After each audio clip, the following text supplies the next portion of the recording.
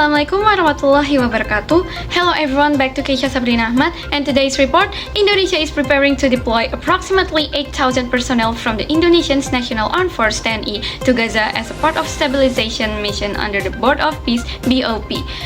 The government says the deployment aims to help stabilize the situation following the recent Israel-Palestine conflict and to support a smooth transition toward a two-state solution. Under the plan, TNI troops would join the International Stabilization Force or ISF during the second phase of the ceasefire. According to the Israel media reports, including the Jerusalem Post and the Times of Israel, Indonesian forces are likely to be stationed in southern Gaza, particularly in Khan Younis and Rafah. Their duties would include monitoring ceasefire lines and overseeing border-related issues, as well as ensuring compliance with the truce.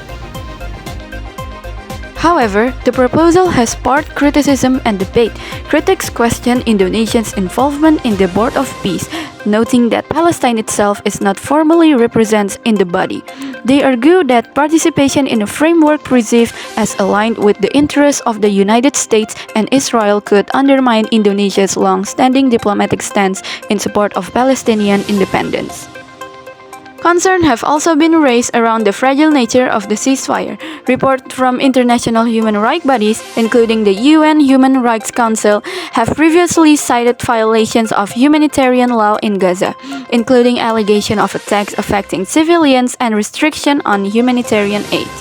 Observers warn that deploying Indonesian troops into such a volatile environment may place them in complex political and security situations, particularly if ceasefire violations continue. The issue is further complicated by Indonesia's current leadership role in international human rights forums, which emphasize accountability and protection of civilians. Critics argue that the deployment risks creating a perception of inconsistency between Indonesia's diplomatic principles and its military involvement on the ground. The debate reflects a broader question about Indonesia's position in an evolving global political order.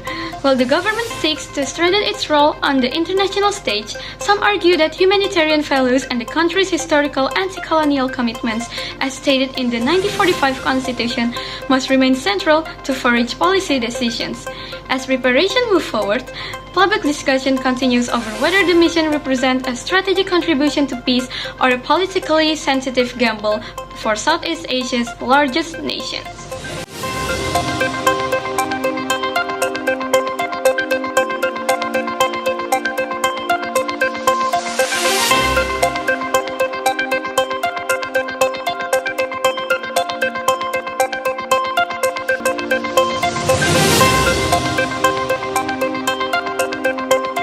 Okay, that's all the latest new report. I'm Keisha Sabrina Ahmad and would like to excuse myself from this program. Thank you guys for watching. Wassalamualaikum warahmatullahi wabarakatuh.